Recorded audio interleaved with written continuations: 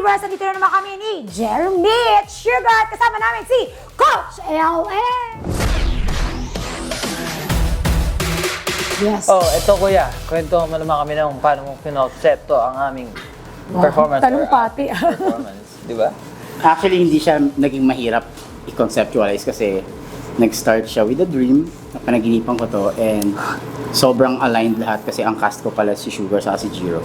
And the concept is about mothers. Tapos kasama ka pa. Oo nga eh.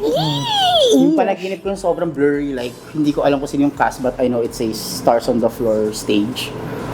Tapos yung music lang yung ano sa akin, malinaw. Kaya minote ko agad sa phone ko and ito na siya.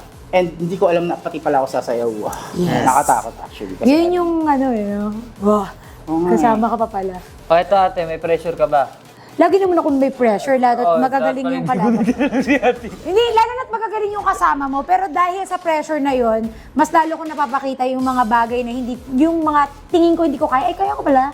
Ganon. Kaya mas maganda yung na-challenge ako. Mas gusto ko, mas na-challenge yung ginagawa ko, yung life mo, para lalo mong panggagalingan sa mga ginagawa mo. Dito nagsimula yun, pag ganon. Kasi, sa akin galing nga eh, kasi parang ngayon, kasi mga nakaraan ako yung nagko-coach, chinecheck ko kung ano yung mga dance nyo. Ngayon kasi ako yung nagpapacheck sa kanila ng dance ko. Like, oo nga Jim, kamusta ako? Sugar, kamusta ako? Ganun siya. Kaya, ikaw ba? Ano ba nag-feel mo? For me, it's not very, hindi naman ako masyado na-pressure kasi nga yung kasama ko si Yabang mo Kelly naman. and si Ate Sugar. Si Kelly kasi before pa nakasama ko na siya mag-perform, pero kasi itong performance ito, kaiba. Pero, alam mo yung, mas na-excite ka kaysa kinakabahan ka. Ganun yung na-feel ko ngayon. Kasi yung konsepto na ginawa rin namin is, madadamo mo talaga once na napanood mo. Mabigat siya. And yung konsepto na kulang ka sa tubig. Joke lang.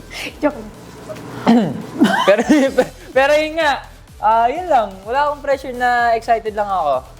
Happy ako sa mga kasama ko ngayon. Especially si Kelly yung kasama ko.